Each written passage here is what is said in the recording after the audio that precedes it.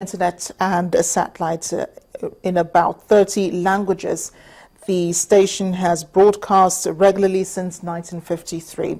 Director of Programming, Gerda Moore, explains that having been in Africa for more than 50 years, the broadcaster decided it was time to be planted in Africa's commercial hub to give first-hand reportage of events on the continent. The German Consul General, Michael Duras, says the new office further portrays the cordial relations between Nigeria and Germany.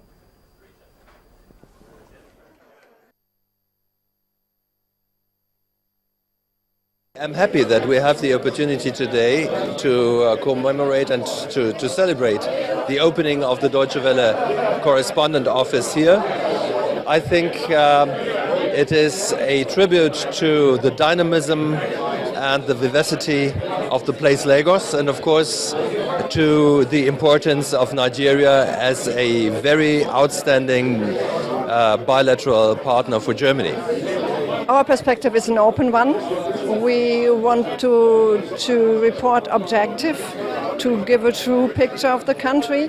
And it's not only Nigeria where we are reporting on, we also report on Western Africa. So our correspondents a couple of weeks ago went to Sierra Leone, for example.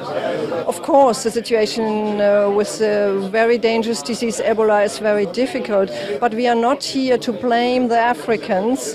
We are here to report what is going on, to give a real true picture about the country. Well, Ambassador Duras also commended the Nigerian government for containing the Ebola virus disease.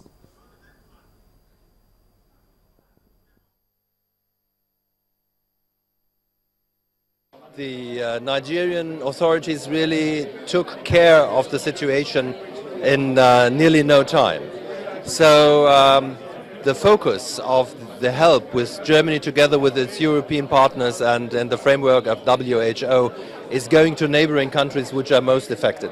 We are happy enough to see, after the 19-20 cases we had here in Nigeria, that WHO has, at the beginning of this week, declared Nigeria Ebola-free. So that really is a merit which goes to the authorities here. And as the outbreak in other countries like Guinea and Sierra Leone and Liberia is so dramatic, Germany and its partners decided to focus their help in those countries. We turn now to Morocco, which has announced that its first solar energy plant will begin operating next year. The plant is part of a multi-billion-dollar project aimed at satisfying the growing needs of energy in the North African kingdom. A Voice of America's Zlatica Hokip reports that the Noor 1 thermo-solar plant is the first of 5 that Morocco plans to build by the end of the decade, as it strives to become a world-class renewable energy producer. Morocco gets more than a half of its energy from coal, but as its energy requirements grow, the government is encouraging Moroccans to look for cleaner sources of energy. We need to find alternative forms of energy to meet Morocco's needs, and the best is solar. It's free energy that is unlimited, available, and abundant in Morocco. Morocco's first solar power plant is being built near the desert gateway city of Ouarzazate. Ouarzazate is an environmentally sustainable city with energy, recycling, land reclamation, and water-saving resources. It's also about micro-irrigation, wastewater reuse, lighting with solar. It's a smart city. The $770 million project is expected to have the capacity to generate 160 megawatts.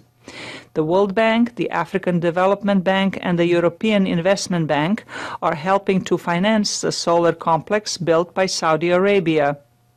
Officials call the project the largest of its kind in the world, and they say it will be operational next year.